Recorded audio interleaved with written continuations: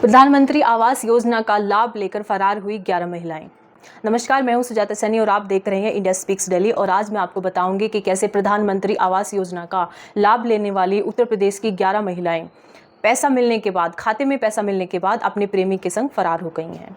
महाराजगंज जिले के निचलौल इलाके के 9 गांव की 11 महिलाएं प्रधानमंत्री आवास योजना की पहली किस्त उनके खाते में आने के बाद खाते की रकम लेकर अपने पति को धोखा देते हुए प्रेमियों के संग फरार हो गई हैं। यह मामला तब संज्ञान में आया जब पति उनकी शिकायत करने के लिए थाने पर पहुंचे और उन्होंने प्रशासन से मांग की कि प्रधानमंत्री आवास योजना की जो अगली किस्त है उस पर रोक लगाई जाए। वहीं पतियों के सामने इस समय 2 समस्याएं खड़ी हो गई है। पहली तो यह है कि प्रधानमंत्री आवास योजना के तहत वो लाभार्थी हैं और अभी तक निर्माण कार्य उन्होंने शुरू नहीं किया है और निर्माण कार्य करने के लिए पहली किस्त भी उन्हें अकाउंट में, उनकी पत्नी के अकाउंट में मिल चुकी है। तो ऐसे में यदि निर्माण कार्य वो शुरू नहीं करवाएंगे तो जिला नगरीय विकास अभिकरण की ओर से उन्हें नोटिस आ सकता है।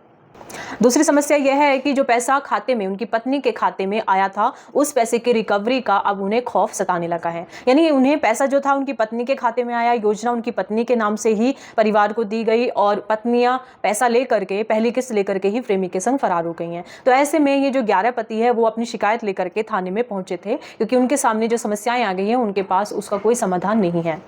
हालांकि यह कोई नई घटना नहीं है। इससे पहले भी पंचायत बेलहरा, बंकी, जैतपुर और सिदौर की 4 महिला अभ्यर्थियों के खाते में आवास की पहली किस्त भेजी गई थी, लेकिन आवास की पहली किस्त 50,000 जैसे ही उनके खाते में आती है, ये चारों महिलाएं अपने पति को छोड़कर प्रेमियों के संग फरार हो गई।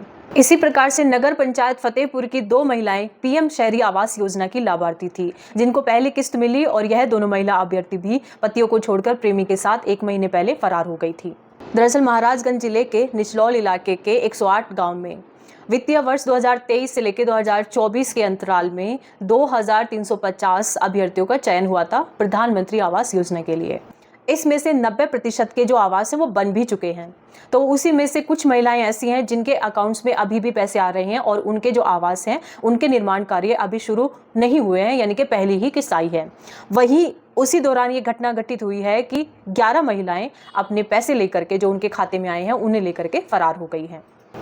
इस घटना के बाद से पीड़ित जो पति हैं वो काफ़ी परेशान हैं और वो ब्लॉक के चक्कर लगा रहे हैं। वजह यह है कि जो रिकवरी की जो रकम है या रिकवरी का जो नोटिस आएगा वो उनके नाम से ना कट जाए। उसके अलावा अभी तक निर्माण कार्य शुरू नहीं हुआ है, तो इसलिए जिला प्रशासन की तरफ से उन पर दबाव आ सकता है। तो उन्होंने खुद जिला प्रशासन से ही इस विषय में मदद की गुहार लगाई है। अब इस विषय पर विभाग क्या कह रहा है? आवास का पैसा मिलने के बाद निर्माण कार्य शुरू नहीं हुआ, तो इसके बाद विभाग सक्रिय हो गया। तो जब जांच पड़ताल की गई और बाद में पतियों के द्वारा शिकायत दर्ज कराई गई, तो उसके बाद से जिला प्रशासन सक्रिय हो गया है। निचलौल ब्लॉक के खंड विकास अधिकारी शमा सिंह ने बताया कि उच्च अधिकारियों को इस घटना से अवगत करा दिया गया है और उसके बाद जो भी दिशा निर्देश दिए जाएंगे उसके आधार पर इन केस में कार्रवाई की जाएगी। वहीं 1 जुलाई 2024 से भारतवर्ष में कानून बदल दिए गए हैं और अभी यह जो मामला है वो BNS यानी कि भारतीय न्याय संहिता के अंतर्गत आता है, जिसमें कि अडल्ट्री को पूरी तरीके से लीगल कर दिया गया है। ऐसे में जो पीड़ित पति हैं जिन्हें प्रधानमंत्री आवास योजना का लाभ मिलना था, वह लाभ भी इनके हाथ से गया है, साथ में पत्नी भी चली गई है और अब इनके जो पत्नियां हैं उन पर कोई कार्रवाई भी नहीं हो सकती है, यानी उन्हें जेल नहीं भेजा जा सकता है क्योंकि अडल्ट्री अभी लीगल है।